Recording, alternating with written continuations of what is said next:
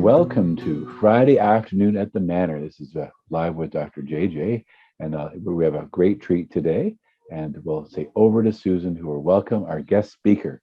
Susan Johnson, you have the floor. Thank you. We are delighted to welcome back Juli Malone, who is going to tell us about the Festival of Beltane, is it? Which Beltane. is, yeah, Beltane. So we're going to find out what that is. Julia? Thank you, Susan, and thank you, Reverend JJ. So my name is Juli Malone, and I grew up in Dingle in Ireland, in the southwest of Ireland, and we just celebrated our third fertility festival, which is called Beltane. And Beltane is the Irish for bright fire. So the first fire festival, or first fertility festival, is St. Bridget's Day, the 1st of spring, where we welcome spring. And that's the new warmings and the new stirrings of the soil. And then we move on to spring equinox, which is just a few days off St. Patrick's Day, which is either the 20th or the 21st of March. And at that stage, we're celebrating the fertility of the ground. We're celebrating the bud energy and the leaf energy. And that was 6 weeks ago. And then the third fertility festival in the Celtic Wheel of the Year, which encompasses the solstices, which are the highest and lowest point, the winter and summer solstices. And then we have the equinoxes, the autumn and the spring, which are the point of balance. And Beltane, Lunasa, Sound, and St. Bridget Day are the cross-quarter fire festivals. So Beltane, which is the bright fire, is the third fertility festival. Then we lead on to summer solstice, and then we start our three harvest festivals, which is Lunasa, autumn equinox, and Halloween, or Sound, as we call it. So what do we do for Beltane? What happens? My first introduction into, I suppose, keeping an altar and a nature table was Beltane. So the 1st of May and the whole month of May was seen as the month of Our Lady, of the Blessed Mary, but also of the Great Mother and the Natural Mother. And each and every home in Ireland would have had an altar and a table with the Blessed Virgin, and we would bring flowers in there every day. We would continuously clean it, and there would be huge dedication to Our Lady. And years ago, what they did was they lit the fires. They lit 2 fires, and then all the cattle were driven through the fires, and the smoke would have been seen as a purification ritual. And it's the month of the flowers. I think it was 2 days ago, I saw the first rose of summer. So we would celebrate it on the 1st of May.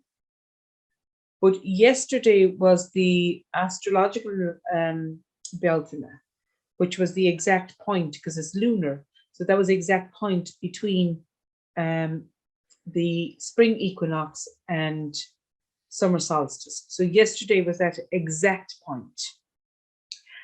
And we have 8 fire festivals running the whole Celtic Wheel of the Year.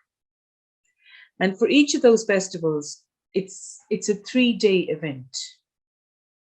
And for them to make sense, it's easier to look at them from an agricultural point of view. Because if we go back hundreds of years, if we go back 100 years, everything was based on the land.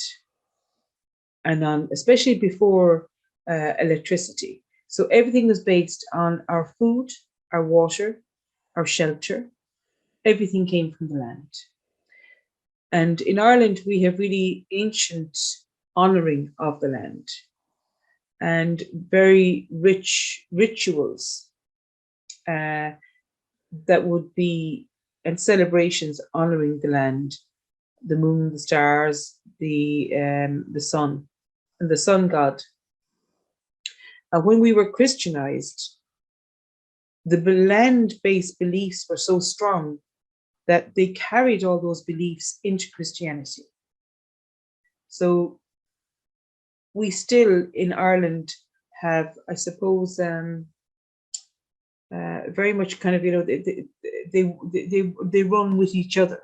So a lot of Christian Catholic, because we're predominantly Catholic, would also honor the old pagan ways. And I don't really differentiate because to me, it's all land-based. It's all based on the honoring of the land. So most, in even growing up in the Catholic faith, they would have had, great blessings of the harvest, great blessings of the boats, blessings of the farmer. So in each cycle of the year, we would have done this. And I suppose we have one of the most heavily populated areas where I come from in having, I suppose, what I probably call the stone beings, these huge burial grounds and areas of ritual where they would be stone circles and stone mounds and little hermit huts. We spoke of Skellig Michael earlier, where the monks lived, which would have been 14 miles out to sea. It's just a rock in the middle of the Atlantic, just a rock. Nothing grows there, it's just a rock. And they would have stayed there for months and months on end in these little stone little cells that we call beehive huts, because it looks like a beehive upside down. So on May Eve, we have in our tradition, we had the Miletians and we had the Tuatha De Danann. The Tuatha De Danann were a mythical race of gods and goddesses that we had. And the Miletians and the Tuatha De Danann fought. And then it was decided that the Miletians would live overground and the Tuatha De Danann would live underground. And we spoke of Iceland just before we started here tonight. And in Iceland, I think it's over 70% of the population believe in elves. They have a huge Nordic tradition of elves. And in Ireland, we have a huge tradition of fairies, but they're not like Hollywood. These would be the Tuatha De Danann. These would be, what we call in Irish, Dina Maha. So the Dina Maha would be the good people, or we'd call them the gentry. So they would have had great power. And we're ever leaving offerings of honey and milk out for the good people. And on May Eve, the night before the 1st of May, this was when the fairies, the good people, the people of the land, the old gods, would move from their winter residence to their summer residence. So we would decorate a May bush. So you would collect all the eggshells. So, and then you'd paint them. You'd hang them in the trees. You'd hang flowers. You'd hang shells. I have a hawthorn tree here. The hawthorn tree is seen as a portal to the other world, to the good people, to the other realm. And in that, there's an honoring, there's a singing to the tree. And then we make the May bough, which we put, we gather flowers and we decorate our door with them. So we hang a branch with flowers, and then we scatter flowers on our doorstep. And this is what we do. I do it myself. There's loads of people do this. This is what we do. And in doing that, because our belief is that the fairies or the good people are moving from their winter residence to their summer residence, they're going to be passing. Now, we don't call them in. They're pesky, really. We don't call them in. So we're honoring them very much like in honoring nature. So we would pick the flowers with ritual. We would pick the flowers with great gratitude. Palm tree. Now, it's a hawthorn tree, Hawthorn, hawthorn tree. And in Irish, it's called the scatgal, which is bright tree, and has beautiful white flowers, and then it has haws, red berries in autumn. And in herbalism, we would use it for the heart. So we would use a secretory system. We would use it for easing the heart. All parts of it are edible. We would use the leaves at this time of the year. We would use them in salads. They're very nutty. But then as they get older, they are more bitter because there's a lot of tannins in them.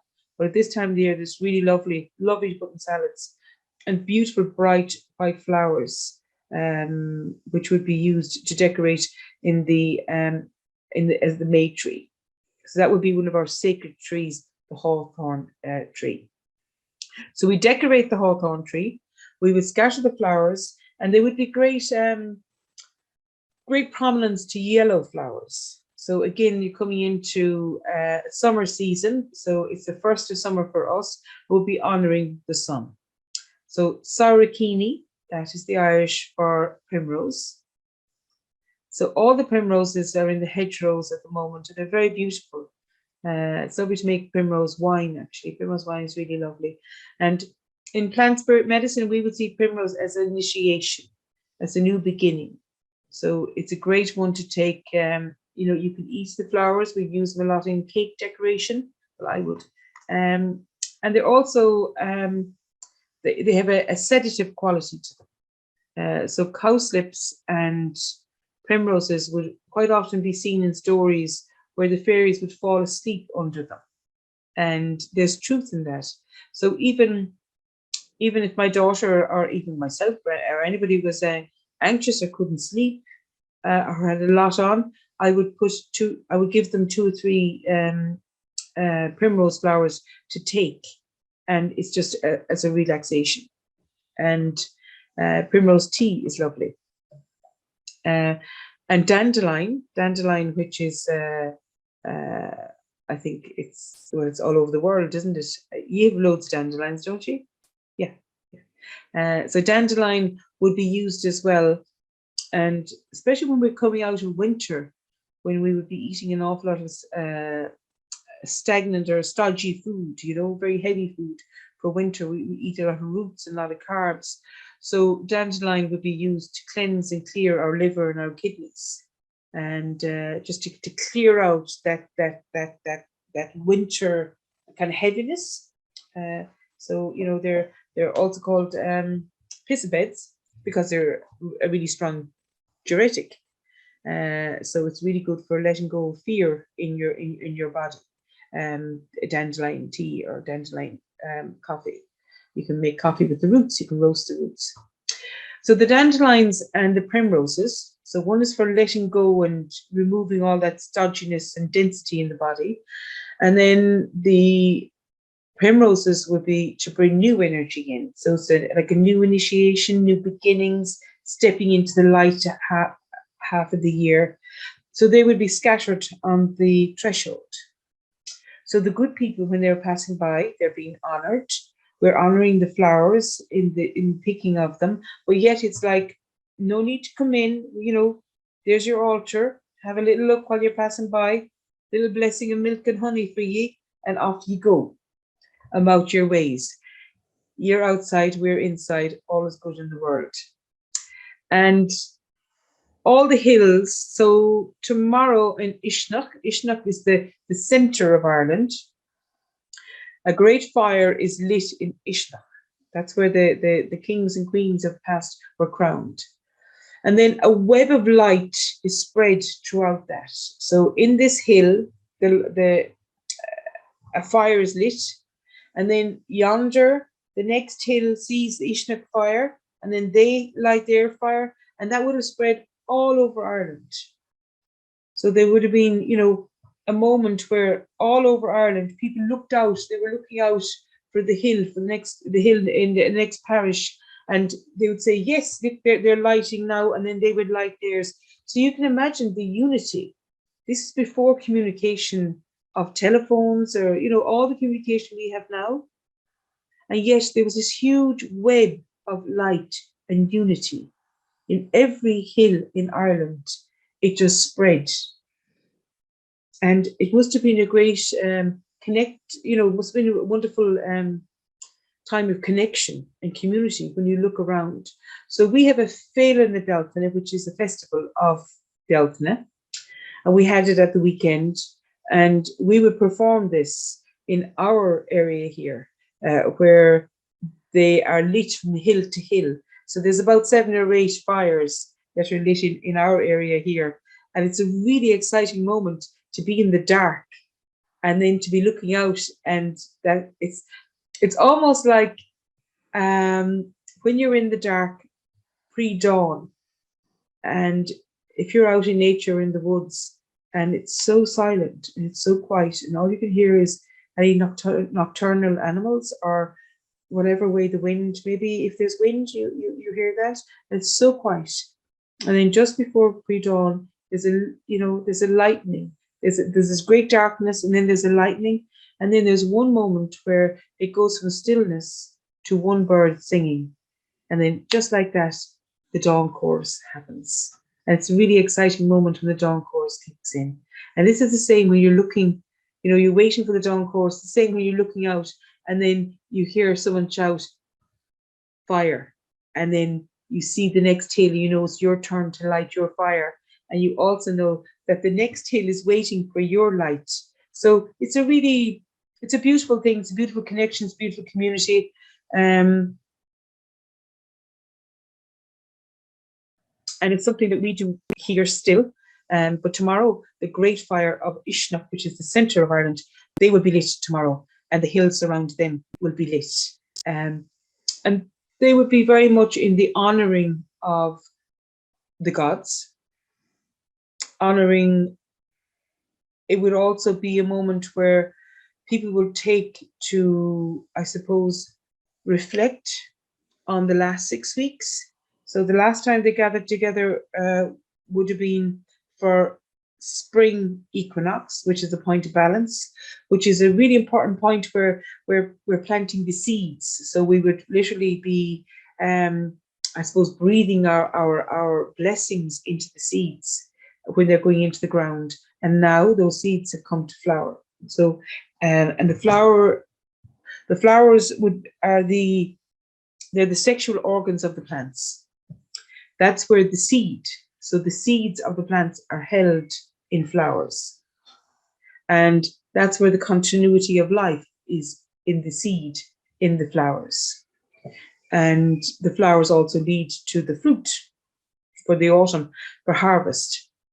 So at the moment, the apple trees are out and they're absolutely beautiful. They're blossoming, and all it takes is for one cold east wind to destroy them all, and then there's no apples.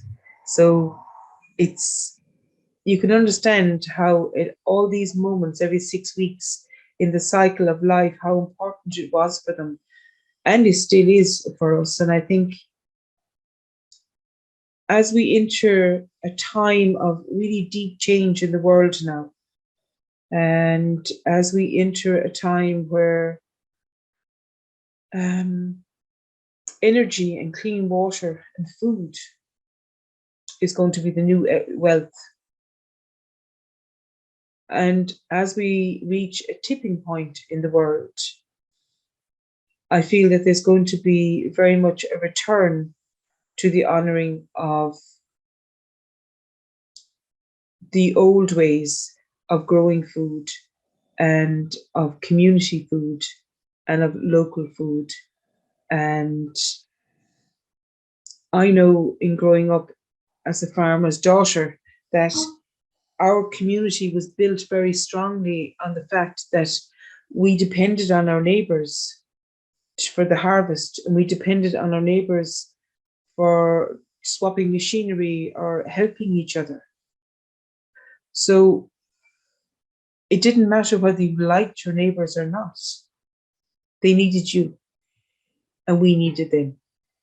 So we always came to a place of peace or truce. And I suppose in Ireland we have great traditions of, music and of laughter and of spoken word. So there was, it's just in our traditions. Song and spoken word are in our traditions, and there's a depth in that music and spoken word can express that which we cannot express verbally. And I remember even as a child in gatherings in the house and in my neighbour's house, and even if tensions were high that day, and machinery broke down, and life happened and things were stressful, and trying to bring in the harvest, and the weather was going to break tomorrow, and lots of things happen. And you notice that night, the music that was spoken or the music that was played, it could reflect what was happening during the day. So some days it would be a great expression of joyful, and everything going really well. And then other days and other nights, it would be an expression of the dark side of life, because that's what they were dealing with during the day. So I think it's just a lovely way that they were able to express that which they could not speak, but they were very reliant on each other. So this is very much still, there's great movements of I suppose, community growing in food and sharing resources are returning now. And especially with the European war, where our energy is, and it's happening all over the world, will almost become prohibitive, the prices. And food, we have, it was 300 euros a bag to buy fertilizer for the farmers, and it's now 1,200 euros a bag. So it's 300 to 1,200. So that cuts out intensive farming. So there's a return. There has to be a return. And that's the only way that we can move forward. So the honouring of Beltane would be very much the honouring of the good people. But I would see that very much now as the honouring of the land, the honouring of the nature, the honouring of doing right by the land, doing right by the laws of nature.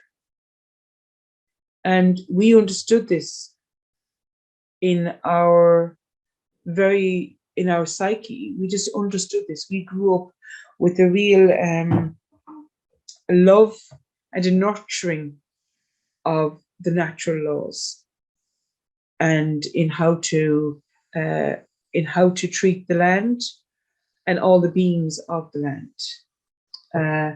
Whereas I look at farmers now that have gone to college, and they're very fancy altogether. They've got automatic milking machines, and they've got everything. They're really fancy, but they don't know any of the old ways. So now they can't afford the 1,200 euros for a bag of fertilizer, and they just don't know what to do, because they don't have any of the indigenous wisdom of the old ways of or how to reduce their the amount of animals that they have, because they increase the amount of animals to go to export. Whereas when we look back in the old ways, it was to produce food for ourselves and for community and within the island. And so these rituals were really important. The fertility rituals. And it would also be seen as a time of courtship.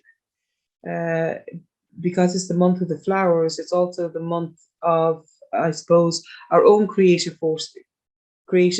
force within ourselves.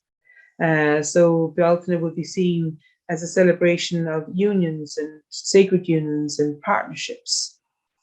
And we're moving on then to summer solstice, which is another 3-day festival.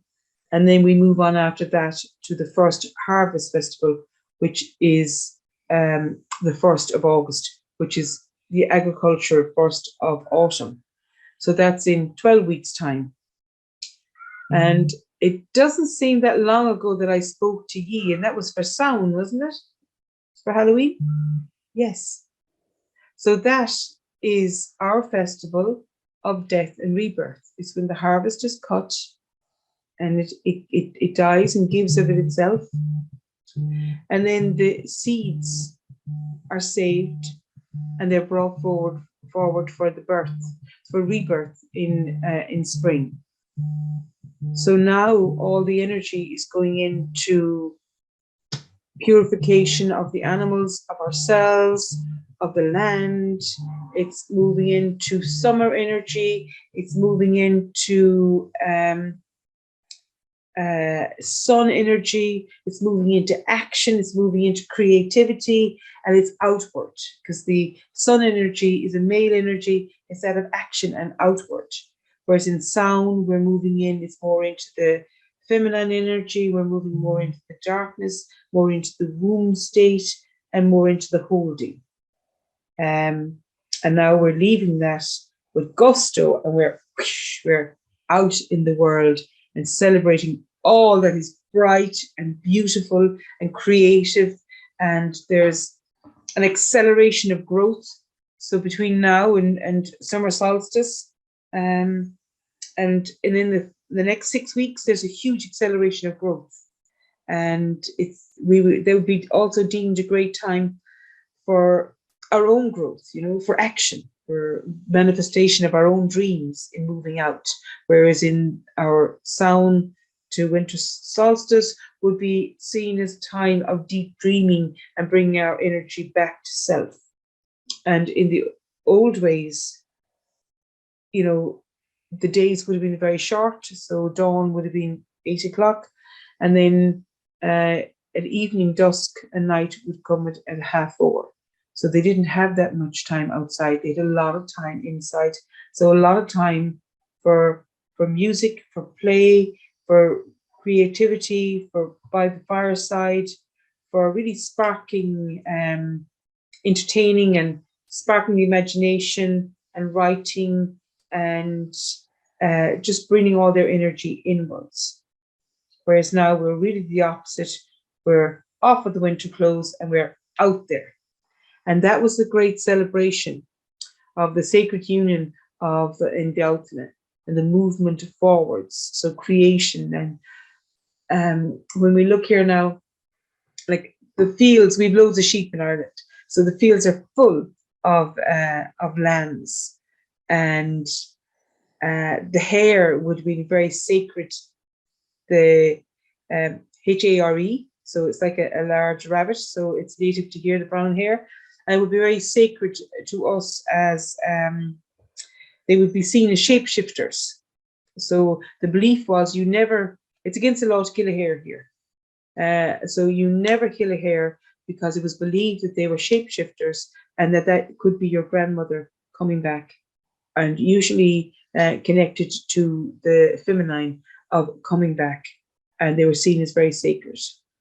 And there's loads of them out at the moment with their leverets. They're young, and they may have 2 or 3 young, but they drop them in different places. So they're continuously darting around the fields trying to go to see their young.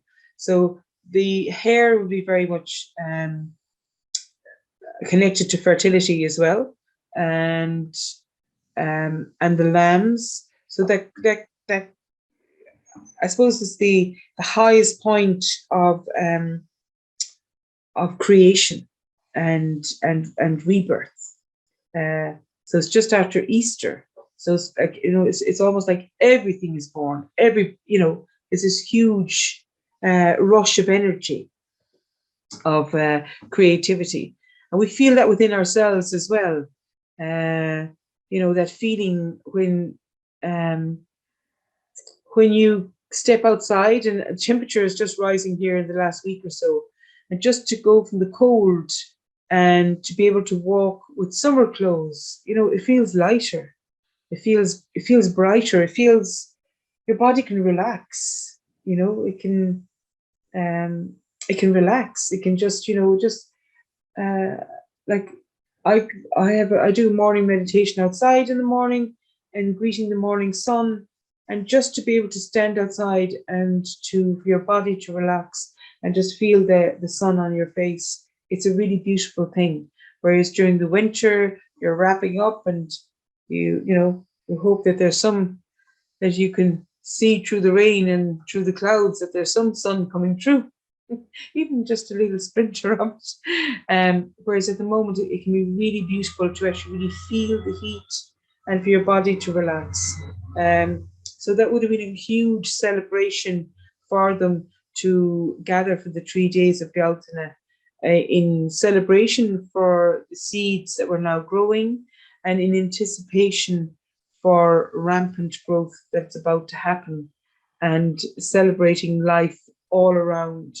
And you can imagine this web of fire going from hill to hill is very beautiful.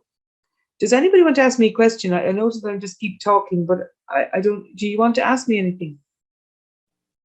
So you were mentioning about the elves in Iceland, and then Yes. you call the good people in Ireland. Now, you wonder if just are they the same people but just different names? I think they're all connected to nature, but Yes. somehow they feel very different. Mm-hmm. They feel very different. And I think because in Iceland, it would be very much the Nordic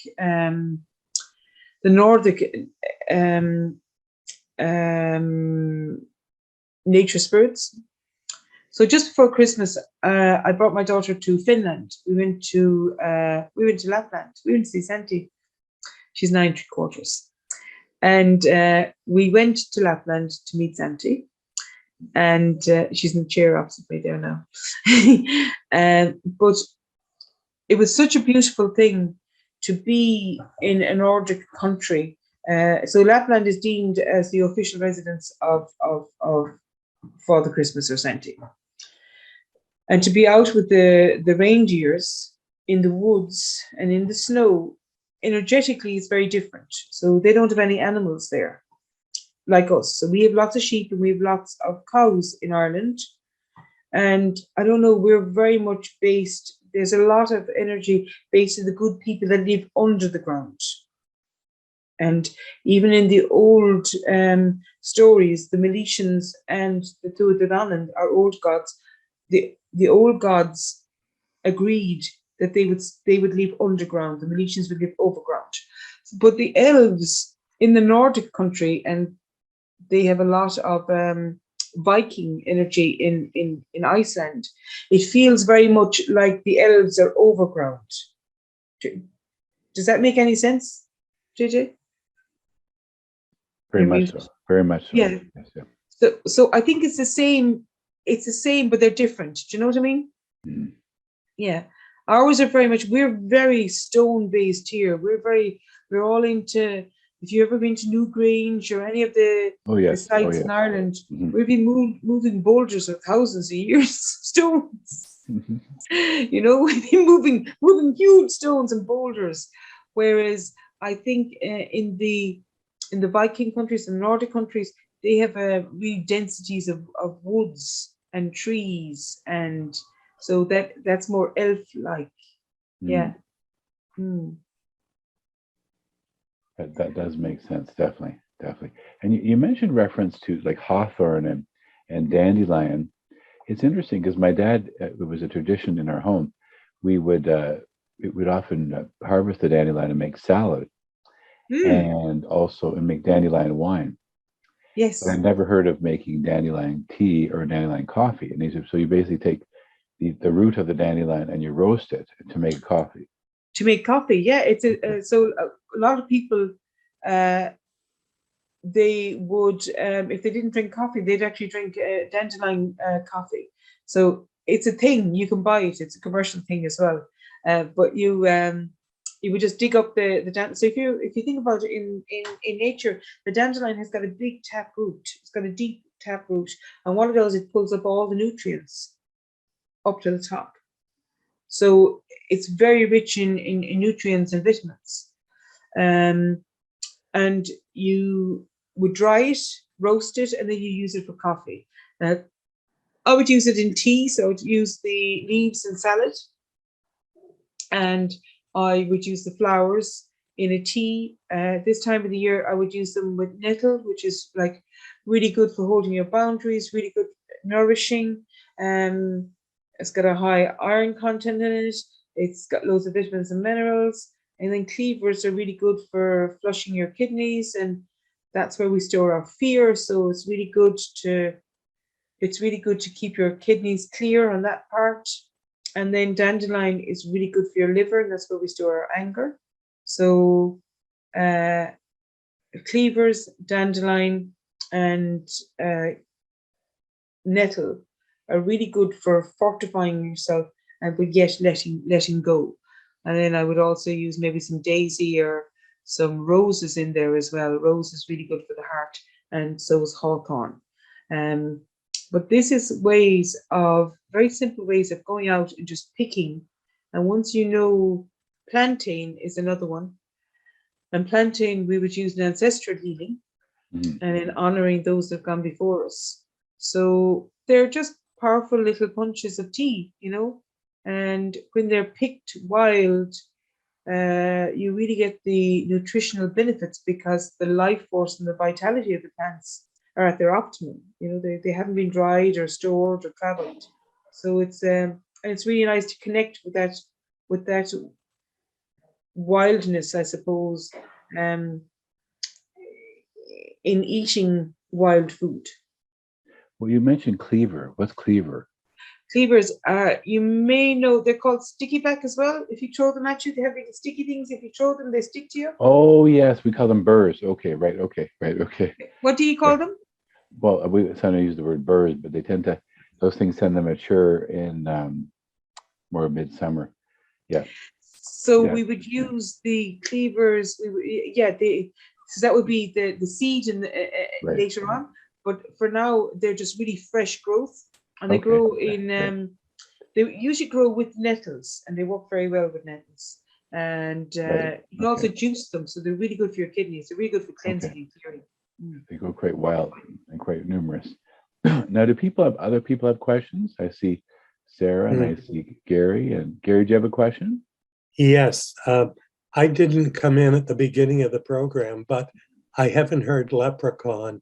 What's the association of leprechauns, fairies, and little people, and whatever else they call them? Yes, Gary. I suppose I don't use the word. I don't use leprechauns. I just don't use leprechauns. Leprechauns is something like in Disney World or something. And I would see it as, so we call them the good people. And our fairies, they're human. They're like us, except they're smaller. So they're not Tinkerbell. They're serious. They're serious. Our fairies are serious. So we're continuously honoring them. We're continuously leaving plates of food out for them. We're continuously putting flowers in the threshold and flowers on the door and decorating trees to make peace with them, so they may look on us favorably. They're not to be messed with. They're to be respected. So I wouldn't run around calling them leprechauns myself. Okay. Personally. I would call them the gentry. I would call them the good people. We would use terminology like that for them, and we would view them really as living underground, and we would see the hawthorn as a portal to the other realm. And that's why May Eve when they move from their winter residence to their summer residence, they're out and about. You got to have your wits about you. And you got to leave offerings out for them. And, you know, it's a very real thing for us. It's a very real thing. So just like when I spoke to you about Halloween and sound to us is a very serious festival of the dead and of our ancestors. Halloween is a completely different story, you know. I don't know what it is. It's running around getting candy. I don't know what it is. It's dressed with a screen mask. I don't know what it, you know what I mean? So to me, leprechauns are, you know, they're kind of like the screen mask version of the old gods, the gentry, the good people, the nature spirits that are ever present in the land. And we spend our whole lives trying to appease them and honor them so they will look on us favorably, so our water will be clean, so our harvest will be good. Do you know what I mean? Yes. Yeah. I was in Ireland a couple of years ago in May, and the weather was gorgeous. I had mixed emotions about Dublin. I know it's very historic, but I felt so depressed in Dublin, and I don't know why. Because half it is Disneyland now. Pardon? So it's like going to Temple Bar. It's like you like the leprechaun here and leprechaun there. Do you know what I mean? It's just it's like going to Disneyland. It's a caricature of what it was. You know, it just We were on the hop on, hop off green bus, and of course they make sure you're in the tourist area so you can spend your money quickly. Yes. But it's I'm glad that we went there, and we stayed south of Dublin in Cortown and Gorey, which I thought was a very strange name, Gorey, for a town. But it's not spelt the way we spell it. And we tried to find the train station in Gorey. Everybody knew where it was, but they didn't know how to get there.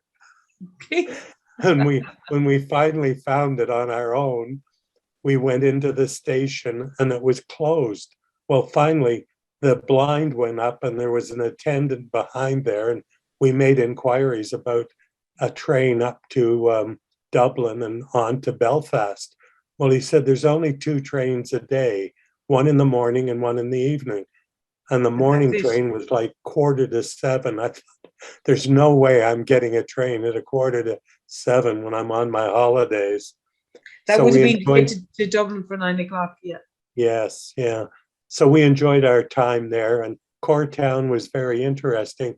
I understand it was sort of a summer escape for people from Dublin. There was a small amusement park, and it's right on the sea, and it was quite nice. I enjoyed it. Yeah, it's wonderful. And I suppose the more west you go, like there's parts of Dublin that are very commercialized, but then it is no different to every other city in the world, you know, where there's highly concentrated commercialized areas where, you know, we were talking earlier about Cambodia, or we're talking about in Vietnam, you know, it doesn't matter where you go, whatever it is, like Buddhism, there would be areas where there's, you know, all kinds of Buddhist shops and all kinds, you know what I mean? It doesn't matter where you go. So the leprechaun, yes, is, then again, you know, there's a leprechaun festival above in Carlingford, and they say they see leprechauns all the time. There's a man up there that has stories of leprechauns all day long. Whereas, so Julie, you mentioned the term gentry. Now, when I think of the word gentry, I think of aristocrat. Yeah. But I think you mean good people. So how do you differentiate between the term gentry when it means aristocrat, and also when it might mean what is the term for good people? The good people. So yeah, so they would be very favorable terms. So I suppose there'd be terms where they're seen in a higher status. So the gentry or the aristocrats. So when the two on the old gods, so that would be you know, Danu and Malacham Lear and the. Oh, don't give it to me, Dale. Well, Joyce, there you go. Your pleasure. I know the So show. the let's say the god of Ogma. Ogma would have been the god of the Ogham writing, which is the linear writing that we have in Ireland, way ago. And the first linear old medieval linear writing would have been apparently written on the beech tree. And in Sweden and in Germany, the beech tree is called the book or bok. So book came from that. So the original writings came from writing on the beech tree. So these old gods, each of them, there was the god Eru, the goddess Eru. So she would be the overriding goddess in Ireland. The goddess Ermid would be the overriding goddess of all the herbs and plants. There would be Danu, the fertility goddess. So they are the gentry. They are the aristocrats. They are those that came before us. They're the old gods. And they now live in the mounds and underground. Does that make sense? Very much so. That's great. Yeah. So, any other questions, Sarah, Joyce, Susan, John? Yes. What is the church's attitude towards the old beliefs? Well, I was saying that, Gary, in the beginning. So because our beliefs, old beliefs, were so strong, a lot of those beliefs are here. I know, and I practice this because they were carried through the Christian faith. Right. So all the old wells were Christianized, and old places of worship were Christianized. So it was so strong. The land worship was so strong that in Ireland, in order to Christianize, they had to bring a lot of the old ways into Christianity. So spring equinox would be St. Patrick's Day. So Christmas Day would be the return of the light of winter solstice. So there's a Christianized version of all of the old, and they would be within a few days of each other. St. John's Day is the 23rd of June. Solstice is the 21st of June. So they run in tandem. They run in tandem, and maybe that's what's different about Ireland, that the old ways were carried into Christianity. And which I think, because obviously we have gone through a very dark phase of the institution of the church in Ireland, and we've gone through a very, very dark phase of how women were treated and how children were treated. And when I was younger, everybody went to mass. Everybody just went to mass. That's just what happened. Everybody went to mass every Sunday. We all went to mass. There's thousands of people who went to mass. Thousands. You daren't eat before mass. You wouldn't eat until after you received your communion. After mass, whereas now very few go. And I think because of the darkness of the abuse and because of the sexual abuse on children, and also the abuse of women and mothers and babies' homes and illegal adoptions. And so much of this has come to light now. We've had so many tribunals that there has been a huge fall in attendance in Catholicism. And but I also think that the old ways are coming to the fore.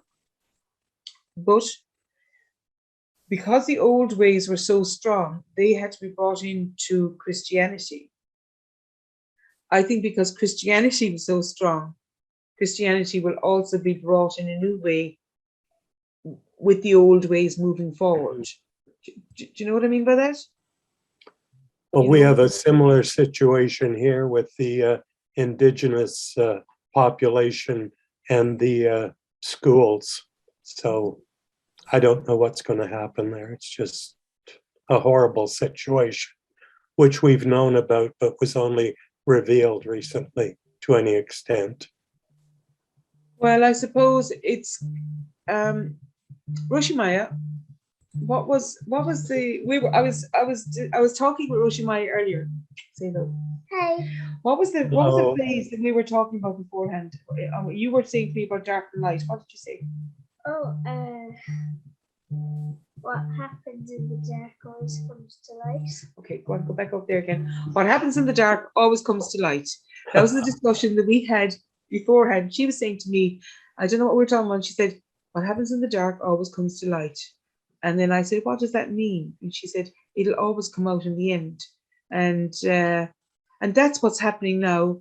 I know that in Ireland, we were under British rule. We lost our land. So in the 1850s, we had a terrible famine here. There was about I think 1 million people left. 1 million people died. So I think it was about 3 million people we lost in the Irish famine. We weren't allowed to practice our faith. We weren't allowed to practice our Christianity, Catholicism. We weren't allowed to speak our Irish language. So we weren't allowed to be Irish. And the English tried to colonize us. And, you know, during the Irish famine, it wasn't, yes, the potato got blight. Yes, that happened. But so much food was exported during the Irish famine. It was, bordering on genocide. That, millions of our people died. Millions died. And they died at the side of the road. And they were evicted. They were thrown out. And Irish, part of that resistance was Catholicism. So we have there's a very strong and almost a dark side in Ireland. So if you think about the repression and suppression of the Irish people at that time, millions of them died. When they left when they call them coffin ships, because when they left, they didn't come back. Very few came back. And they went to lands of America, Newfoundland, Canada, England. They went all over the world. And I think that's why we are, as a nation, are very welcoming, because the world welcomed us when we were dying at the side of the road here, when our food was taken off us, when we couldn't even have public mass. So on Easter Sunday, on St. Patrick's Day, and many other of the large festivals, we have mass on hilltops with fires at 6 o'clock in the morning, because they were banned from practicing their religion from sunrise to sundown. So they used to gather in the dark before sunrise. And during the turn of the century, then, and when we got the independent state back in the 20s in Ireland, it's almost like we were allowed to practice our faith again, but it was very much part of the resistance as well. It was very punishing. And I think the real love and the real compassion and the real light of Christ was lost. And a darkness, the institutions in Ireland, they were paid to have children. They were paid for the babies. So it kind of became a business. And we were a very wounded nation. We were very wounded after the famine. And I think there was a lot of confusion as well with our faith. And I think a lot of darkness and a lot of trauma of the famine was played out in society then. Does that make sense? Very much so.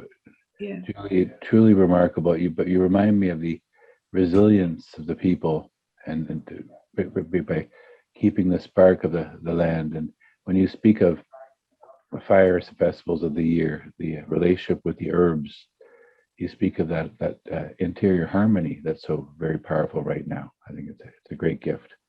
And so I want to say a special thank you for you truly gave us lots of seeds to plant in our heart and our thought and our heart and our minds to want to discover not only Ireland but also what seeds do we have here, and maybe discover dandelion tea or dandelion coffee once again. And so we'll back over to Susan, who will give a thanks. Thank you. Thank you, everyone, for coming. Glad you could make it. Hope you will join us next week when we have Dr. Carrie B. Doe, who will be talking about bees for peace. And certainly we know that they're essential to our survival. So we'll see how they can bring peace to us. I hope you can join us then.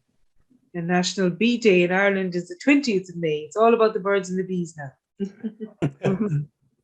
Thank you all for joining or having me tonight. It was really beautiful, and to end on a lighter note, where I think the darkness in our church and the darkness of our past is coming to the light now. I also think that we will move forward with the best of both worlds. We'll move forward with the real true meaning of church and the honouring of the land. And it's so beautiful that next speaker is about the bees.